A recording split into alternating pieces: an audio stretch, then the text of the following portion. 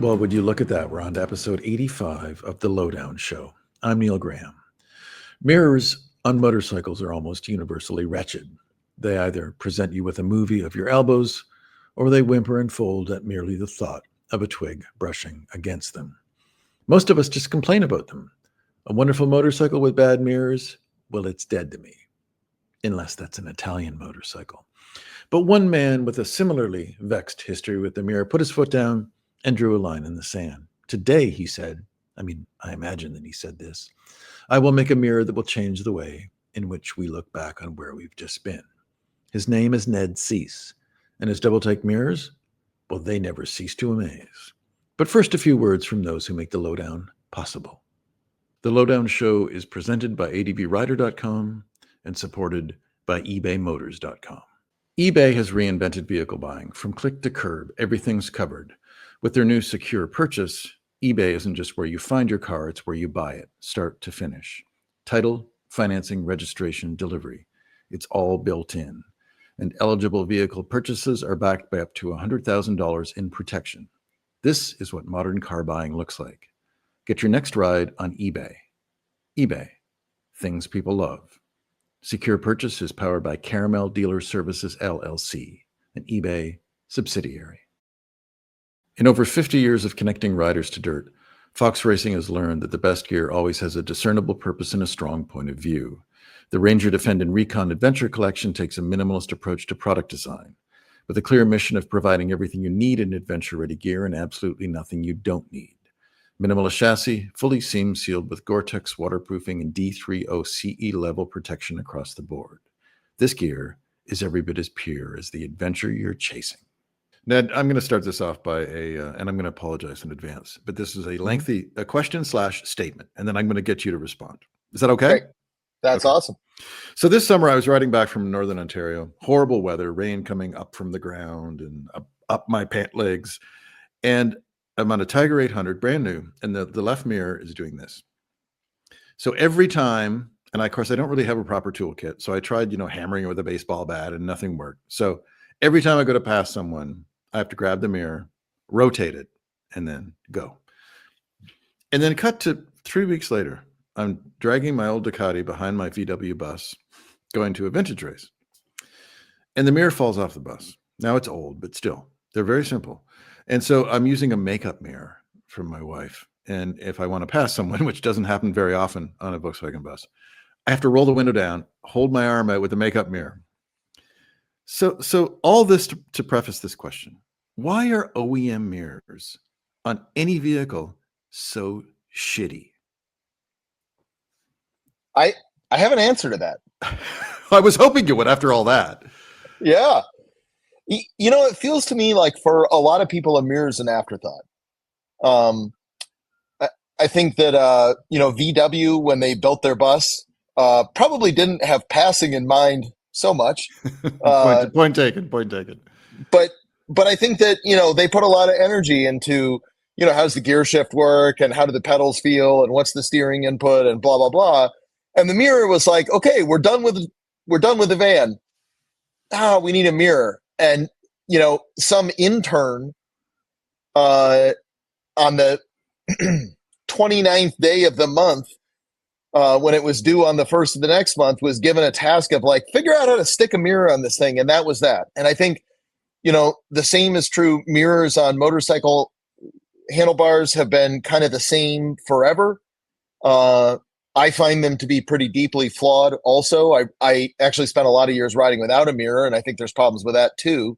But I don't think it's their priority. I think a mirror is an afterthought for most OEMs. And that's why I might be biased, but I feel like a company that spends all of its time and energy trying to make a better mirror has a better chance. Just because it's not an afterthought for us, it's the forethought. And further to that question, I've often equated mirrors with seats. In the there's a stylistic aspect to it, at least when you wouldn't walk in a showroom and you'd certainly look at an ugly seat and think, well, that's ugly. But you wouldn't look at a beautiful seat that's excruciating, and because you're not going to ride it in the showroom. And same with mirrors. I mean, the more, I guess, the lower and the narrower and the sleeker always look better than something, ridiculous looking. So I would think the aesthetics of it, but of course, aesthetics of a mirror is like aesthetics of a toilet. Like if it doesn't work, it doesn't work, does it? Exactly. And I think a seat is a perfect example where some of the most comfortable seats I've been on maybe weren't aesthetically pleasing necessarily. There's exceptions to that, but again, in the mirror world, I agree that it's just a check in a box in a showroom. It's not something you really know how to evaluate. You can see the style of the bike and have your opinion on that. I guess the mirror plays into that to a degree, but generally speaking, it's just like, well, it has a mirror, and off you go. It's hard to. Something that we hear from customers is that they didn't know they had a problem with their mirror until they had a different mirror. Right. Because they're universally wretched that we don't even know what non-wretched is. Right. And, to be fair, it's great for us to play in a space where standards are low. Although we do like to try to do the best we can, and we think it's better.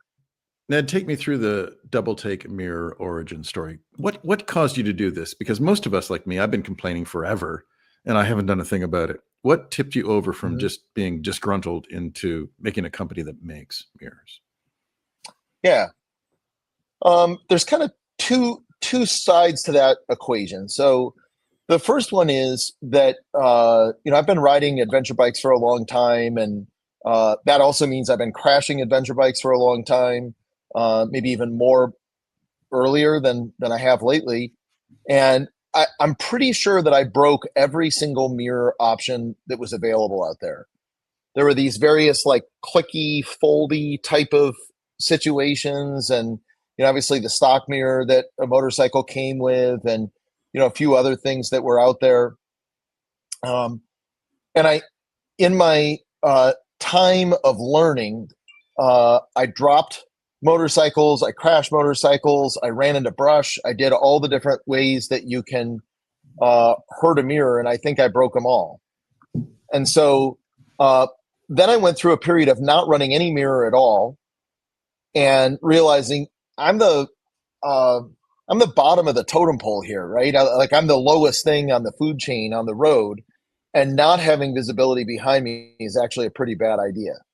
So I was left in a situation where, one, I didn't like anything that was available, and two, I wasn't willing not to have something. And so I had this thought of, well, I would like to make a better mirror. I'd like it to function really well. I'd like to be able to really trust it to see what's going on behind me. But and I'm gonna have to make it. I'm not gonna be able to buy it because I really think I had bought everything that was available. Right. And I thought about, well, it can't really be a hinge, like there's kind of a clicky foldy one. That doesn't really work, because when you hit it, of course it doesn't, you're not hitting it in the plane that it folds on, most likely. And so the hinge doesn't help you. It's still gonna break. There was a single ball joint mirror out there, but it used a nut to kind of tension that ball joint, and that never worked. So it always wound up being kind of floppy, and it would kind of point back toward you, or droop or whatever. So that wasn't the answer. And I thought, well, really it needs to have two ball joints, because the bar has a sweep to it. So if I want to fold it down and have it align along the bar, then I need it to have two sort of areas to adjust. And that led me to think of, wait a second, RAM, like a RAM mount that I use for my GPS is two ball joints. Maybe I can sort of approach it from that direction. And so this was all the way back in 2009. And I kind of had the idea, and I honestly just made the worst prototype you can imagine. I took a piece of 1/8-inch aluminum plate, and I folded it, and I put a RAM ball on one end and one of those stick-on automotive bubble rear view mirrors on the other end. And I tried running around with that a little bit, and I thought, well, this is pretty good. I mean, it's not, I can do better, but the concept is sound. And so I wound up on Adventure Rider. There was a local fella that, we kind of knew each other from the local ADV writer forum, the Rockies forum. He was a mold engineer for a medical devices company. And so kind of after hours, he moonlit and helped me design the original Enduro mirror. That was sort of the origin story where it came from. And we've yet to see any royalties from the connection between ADV Rider and you developing this. So thank you very much for that. Yeah. It's funny. There's so many parts of my life that have been affected by the people that I got to know on Adventure Rider.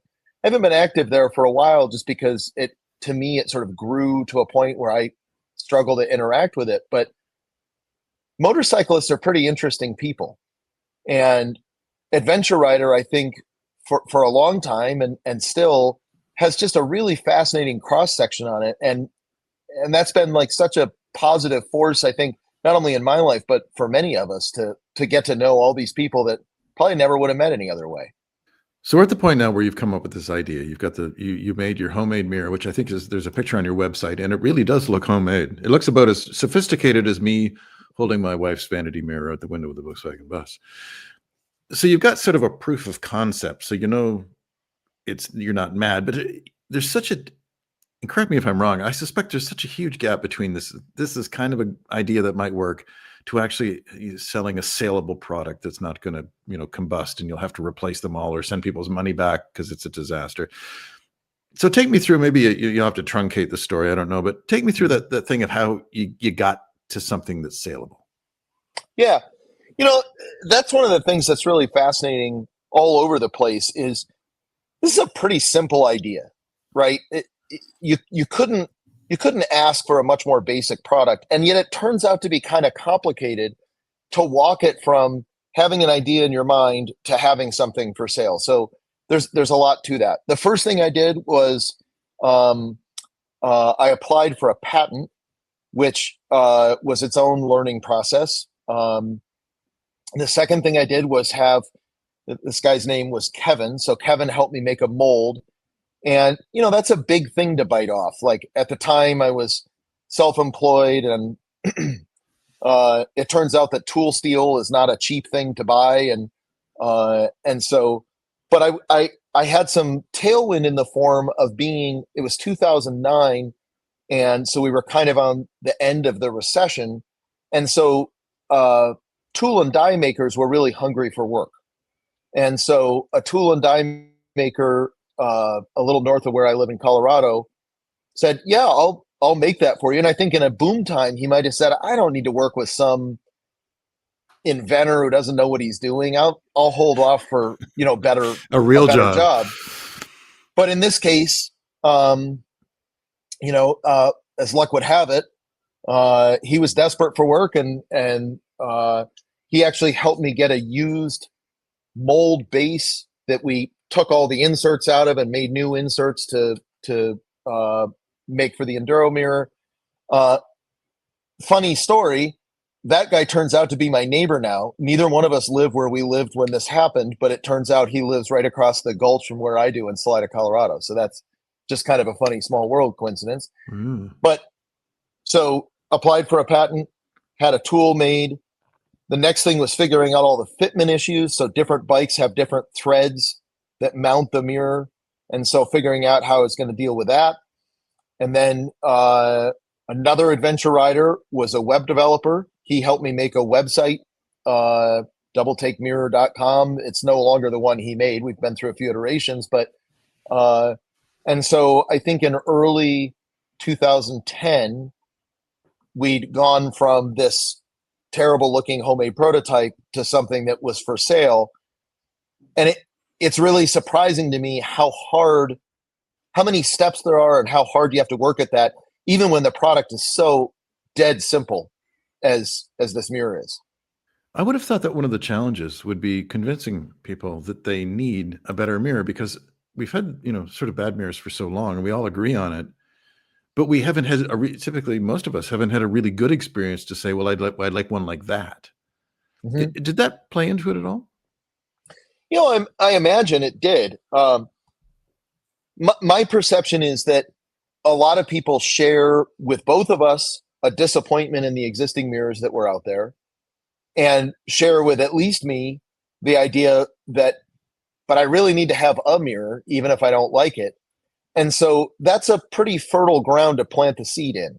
They don't like what's out there, but they feel like they need something. So I feel like they were at least willing to give it a try. And looking back, I think the most powerful part of Doubletake has always been the customer. We try really hard. We always have, and we still do today. Try really hard to, just treat people how we want to be treated as customers. So we have a warranty policy forever. If you ever break a Doubletake, we'll always warranty it for you. All the stuff we make. We also have a no questions asked, return policy. You don't like it, we'll send your money back. But I think what happened is people tried it and then they told their friends, you know what, this thing's pretty good. It's better than other things that are out there. And that's been the most powerful marketing tool for us. It's just that word of mouth and that relationship of riding buddies saying, yeah, I don't like mirrors either, but this one's better. I was looking at your website, and it seems that after about a decade of going on your original design or near to the original design, you sort of changed things and you've offered a complete change. So what was that process? And can you describe it? It would probably be better if we could see one, but can you describe that change and what precipitated that? Yeah, for sure.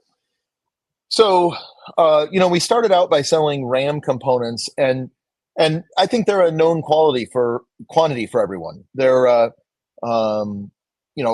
like lots of people, myself included, kind of had a drawer full of them in the garage from mounting GPSs or phones or whatever else, and that was where we started. But over the years, we always felt like we could do better, and eventually, during the pandemic, I sort of came to the conclusion that I wanted to do better. I wanted to reinvent the ball and arm system. And that was precipitated by a couple things. One is the RAM ball is largely rubber. It has a small sort of post of aluminum in it. And then most of what's around that is rubber. And so the problem in our system is that as that rubber compresses, it releases tension on the other end holding the mirror. And so that would cause the mirror to want to move, maybe when you didn't want it to move. It allows it to move when you do want it to move also. But I really thought that I could do better by making a ball that was much more, I guess, dimensionally stable. So it's almost fully aluminum with just a little bit of rubber around the outside for grip. Then I also felt I wanted to bias the clamping. So on a RAM arm, the thumb nut that allows you to tension the system is in the middle. So either end is the same distance away from that tightening axis. Yes. And I wanted to make it so that it was possible to adjust either end of the system. But when you loosened, you could sort of hold a little bit of tension on one end and adjust the other end, if you will, so that it allows you to kind of have a little more control. And so that was something I felt, RAM doesn't offer, no one else offered, and I thought would work really well. Back to, I made some really ugly looking prototypes and played around with it and kind of concluded, I think there's something here. I think this can really work. And then the last piece of the puzzle is I really wanted to, my experience with our original product was you really had to tighten the thing down and then it still would kind of eventually want to move and almost sag. And I was dissatisfied with that. And I thought, I think I can solve that. I think I can make the arm different in these different ways. I made one ball bigger. I did the biased clamping. And then simplest thing, but I just made the thumb nut longer so that you have more leverage to create torque and tightening it down so that you don't have to tighten. You don't have to really get your elbow into it. You just a little bit does it. And a lot of experimentation and a lot of, I CNC machined a bunch of pieces and parts trying to figure out what worked and what didn't work, and eventually kind of hit a formula that I think is really an improvement in all of the usability areas. It doesn't want to move as much. It's easier to adjust when you want to adjust it. You don't have to tighten it as much, and it's more durable. It doesn't, over time, the ball doesn't degrade. So you you don't have to worry about it. And I think the right amount to think about a mirror is very little. Like, you want to put it on and then you never want to think about it again. I mean, maybe you fold it down, or maybe you want to fold it down, or maybe you need to adjust it from time to time, but you just want it to work. And so that was what our goal was, is to have something that kind of disappears into, like, I don't think about it. Just does what a mirror should do. If only. I think that's a wonderful goal with any product that we have to interact with. Now here's a question: Has any OEM ever reached out to you and asked if they could negotiate it to try to get your mirrors on a stock bike, on a bike they make? We have not talked to OEMs about putting them on a bike stock. We have talked to OEMs about going into their per se catalog of upgrade parts. Right. And so without naming an OEM, several of them have these various kind of, you can buy their branded skid plates and luggage and whatever other types of things. And those conversations, if I'm honest, have been almost humorous, because, the approach is sort of like, you should be so glad that we're willing to sell your product, that you should be willing to take pennies on the dollar and very long terms for payment and a total lack of control over how your product is offered and presented. So in other words, you talk to KTM. That's just me, folks. No, you didn't name. That's just me. That's just me being a smart ass. The Lowdown Show is presented by advrider.com and supported by ebaymotors.com. eBay has reinvented vehicle buying. From click to curb, everything's covered. It's all thanks to their new secure purchase. Ever try to buy a car and end up in a parking lot with a stranger and some blind trust? Or spend half the day at a dealership talking to pushy salespeople and signing paperwork? Or maybe, worst of all, waiting for hours at the DMV just to transfer the title? Well, that era is over. For years, eBay has been the go-to for gearheads, collectors, and do-it-yourselfers, because whatever you're into, from classics to SUVs to trucks to imports, eBay's got it.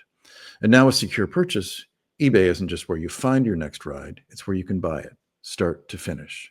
Sellers and titles are verified, paperwork is handled by experts, and payments are traceable and digital. So you know exactly who you're dealing with and exactly what you're getting.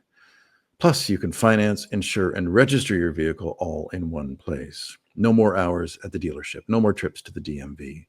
Get your vehicle plates and paperwork shipped to your door, ready to drive. And it's all part of one seamless process, designed to feel as easy as buying anything else online. And eligible vehicles purchased on eBay are backed by up to $100,000 in purchase protection. Thinking about selling your ride? Secure Purchase makes that simple too, because you know your buyer and their funds are verified. If you still own your car, the financing payoff is fully integrated, so you're not chasing paperwork or waiting on checks to clear. And with Secure Purchase, you get paid fast, and you're not going to be stuck chasing no-shows or answering the fifth, "Is it still available?" message. This is what modern car buying looks like. Skip the DMV, skip the sketchy meetups, buy it on eBay. eBay, things people love. Secure Purchase is powered by Caramel Dealer Services, LLC, an eBay subsidiary. In over 50 years of connecting riders to dirt, Fox Racing has learned that the best gear always has a discernible purpose and a strong point of view. The Ranger Defend and Recon Adventure Collection takes a minimalist approach to product design, with a clear mission of providing everything you need in adventure-ready gear and absolutely nothing you don't need. Minimalist chassis, fully seam sealed with Gore-Tex waterproofing and D30 CE level protection across the board. This gear is every bit as pure as the adventure you're chasing. You're not just a bald middle-aged guy sitting down there drinking it in Baja at the moment. You rode and finished Dakar, correct? That's correct. Yeah, with your mirrors. But I would argue I am just a bald middle-aged guy. Yeah, but you did that. You did that. You always get to. You get to be that guy at a bar saying, "Well, there's more to me than just what you see." So you did it, and you had one of your early mirrors, I presume, on your bike. I sure did. Yeah. It was an awesome experience, and again, it was driven by Adventure Rider. I think a lot of us have a dream I could back up in that I had, I started riding a motorcycle late in life. I graduated. My parents were not fans of motorcycles, and so I did not have a motorcycle in college, as far as they know. Um, Mom, if you're listening to this, it was only right at the end. Uh, and so when I graduated from college, I really kind of fell all the way to the deep end of the pool and just rode nonstop. It's all I wanted to do. And there was a time when I thought, wow, if I could just race in Baja, that would really be the pinnacle. And so through put together a chase crew of various folks from Adventure Rider and wound up racing the Baja 500 and 1000 and had a really great time. And then the next thing that occurred to me was Dakar, but it took me a lot longer to get there. It's a really big commitment to go. It's expensive. It's many thousands of dollars, correct? Yeah, I think a working budget for anyone that's listening is 100,000. You can certainly spend more than that, but it's hard to spend much less. Yeah. And so I was kind of getting closer to it when a friend passed away. A guy named Elmer Simons died in the last African Dakar, and that kind of led me to steer away from it. And then eventually I sort of realized I'm not going to be happy if I don't know if I can do this. Like I never approached it as a competition of that I thought I was going to, win or run at the front or any of that. It was just a question of like, this is a really hard thing. And am I up to that challenge? And so I wound up in 2011, some friends I met through Adventure Rider, you might be sensing a trend here. I see some live in Portugal. And I went over to Portugal and I sort of thought, well, I'm going to prototype this. And they invited me to go do a race in Africa run by the organization that had originally started the Dakar. And so I went and did this competition in April in Morocco and had just a fantastic time. And I thought, that's it. I got to know, I got to go do it. And so I came back and I, did fundraising, went to the gym. I'd been riding a lot. The hard part for me was not the on motorcycle part of preparation. It was all the off motorcycle aspects. And then in 2012, which for anyone who's doing the math, that's a long time ago now. Sadly, it is. It really is. I mean, it feels like, it feels like the blink of an eye, and it feels like a 30 years, I guess, all at once. So, but in any event, that I finally, bit the bullet and got an entry and went down and raced when it was in South America. Your ties to motorcycling run pretty deep, and now that you're living in Baja, and I assume you do a little bit of riding now, or at least you winter in Baja at the moment. Yeah, I don't really live here. I've got an Airstream under a palapa, and I come down and hang out to stay warm and just kind of decompress a little bit. And the good news is that most of the work I do is on one of these computer devices, and they work everywhere. So I get to do it sweating instead of doing it shivering. Let's go back to your mirrors a little bit. What do they? I know this is something that people can find out on your website, but what do they fit and what's a price range? Do you generally keep up with all modern off-road bikes? And what are we going to spend for a pair of them? Yeah, so they generally fit everything. There is a Triumph Scrambler that requires an adapter, which we make. And there are some older BMWs, so pre-2005 BMWs. And again, we have mounting solutions for all those bikes, but they're not kind of by default included. But basically, if your bike came with mirrors on the handlebar stock, you can take the stock mirror off and you can replace it with ours. And the way that we accomplish that is every base kit, every ball comes with 5 different bolts. And so they're different threads and different lengths and spacers and so on. And so the idea is, rather than having to help people find exactly the parts they need, they just buy the mirror and it will come with everything they need. And then as far as price goes, they're about roughly 70. I think it's $7,250 per side is the most expensive option that we have. So $140 some dollars for both together. And that's less than typically an OEM replacement cost for just one of them. I was going to say that it doesn't sound that expensive to me. No, it's funny in this modern world. It's like we're presented with such weird choices. So, there are knockoffs of our mirrors that you can find on Amazon or eBay or wherever you want to go, and they're less expensive than ours, but they also are much less mirror than ours. So we use really expensive plastics. The plastic we use is one that's only the other major customer for it is a gun supplier. And so it's a super premium, super tough plastic. The knockoffs are made out of just the same junk that anything else would be. Yeah. And, I guess it's up to the consumer whether that's good enough for them, but we try really hard to make the best thing that we can make. How do you test your mirrors? Because so say I'm on my my 300 Kawasaki, and I'm doing some single track, and I look up and things are getting gnarly, and my mirrors are sitting there. Can I just reach up and grab them and yank them down, or is there another process? Or I mean, how do you intend? What can I get away with as a user? So the goal is you can get away with anything. You can just grab the mirror and pull it in. Over time, the only thing that I've seen happen is the rubber on the base. It's possible for that to get some marks in it, like a little almost like tears. They still work. They still do what they're supposed to do. And if that's the case, you can also just call us and we'll send you new ones. That falls into our warranty policy. Everything else falls in our warranty policy too. But the intention is, if you want to leave them up, you can. And if it's getting gnarly ahead of you and you start getting slapped by brush and so on, the mirror won't be hurt by that. It might move, but you won't break it. A lot of times it's better to fold them in just because you don't want the input to your steering that would be the result of slapping the mirror. And so in that case, the best practice is probably just to loosen that thumb nut a little bit, half a turn, whatever, slam the thing down against the handlebar and continue on with your day. But if you just grab it and move it, it'll be fine. You started by asking how we test the mirror, and we have kind of two different avenues for that.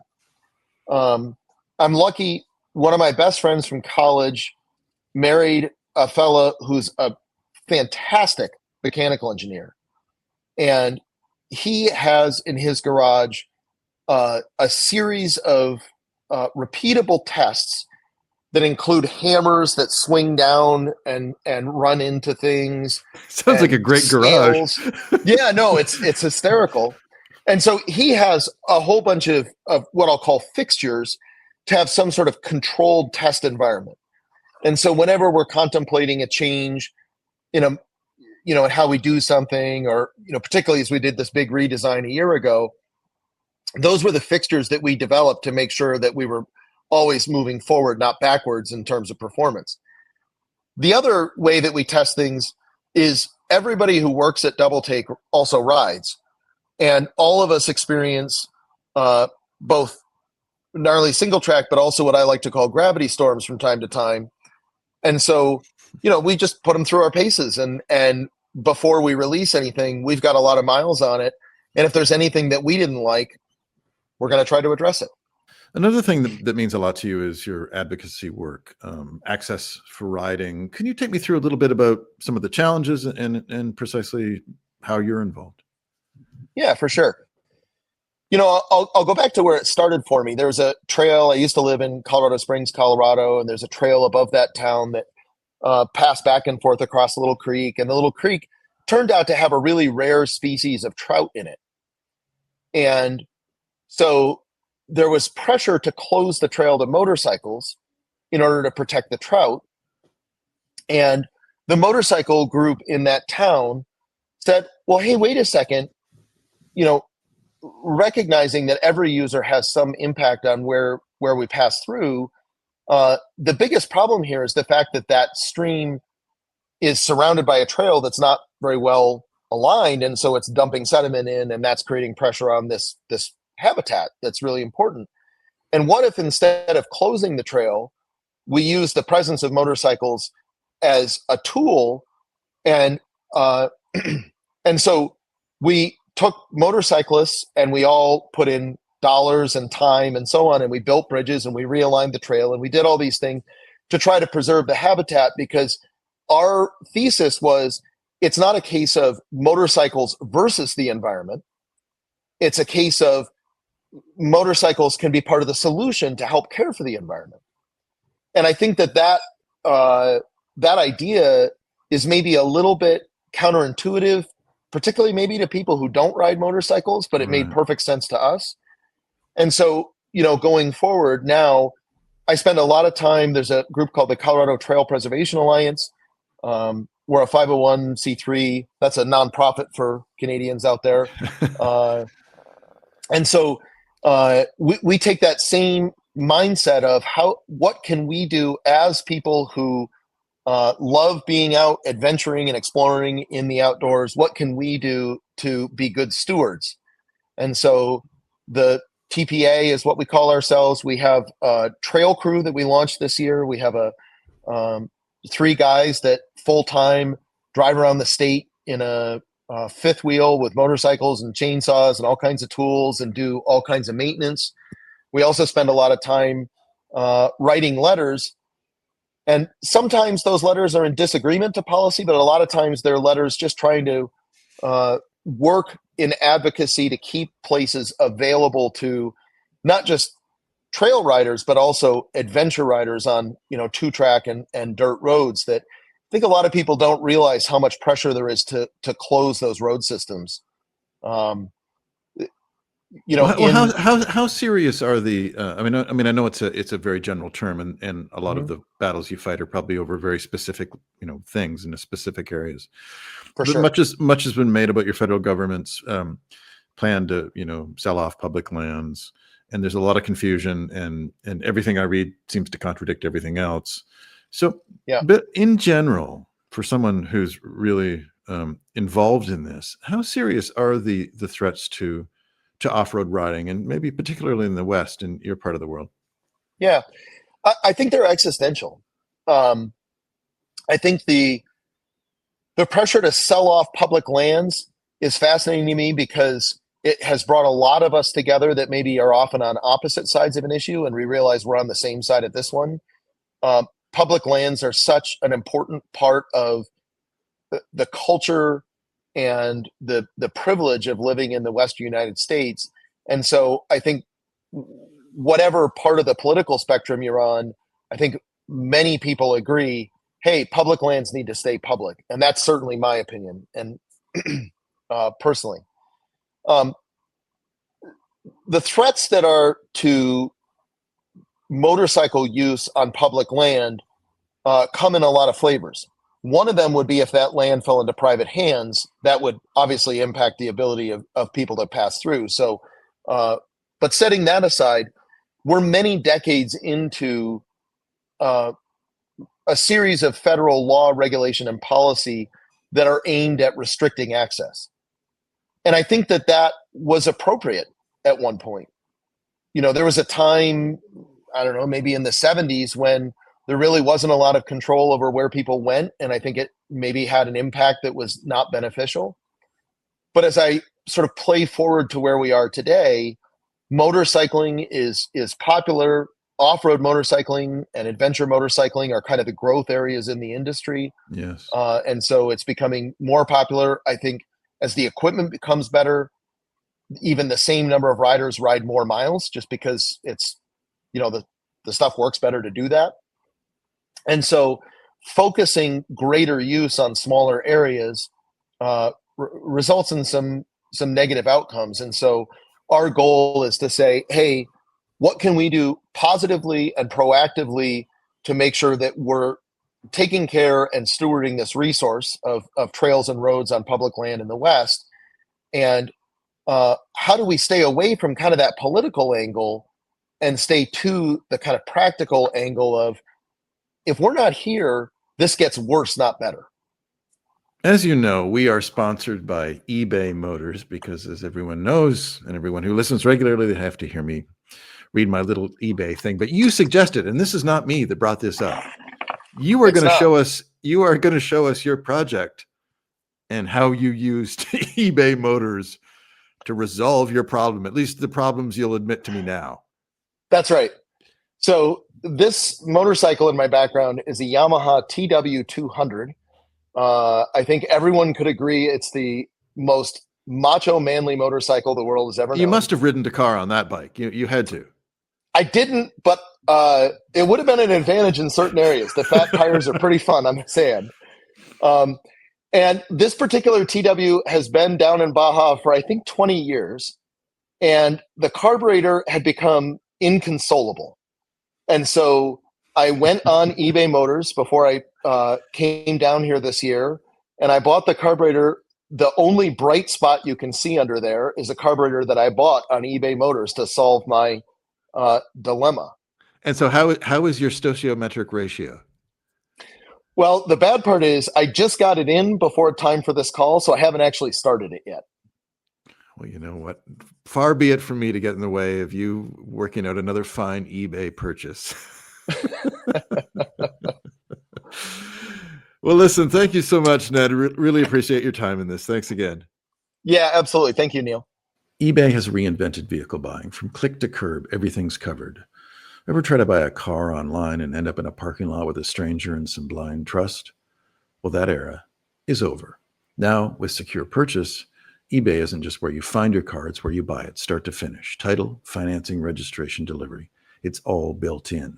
This is the modern way to buy your next ride on eBay. eBay, things people love. Secure purchase is powered by Caramel Dealer Services, LLC, an eBay subsidiary. Thank you for listening to The Lowdown Show.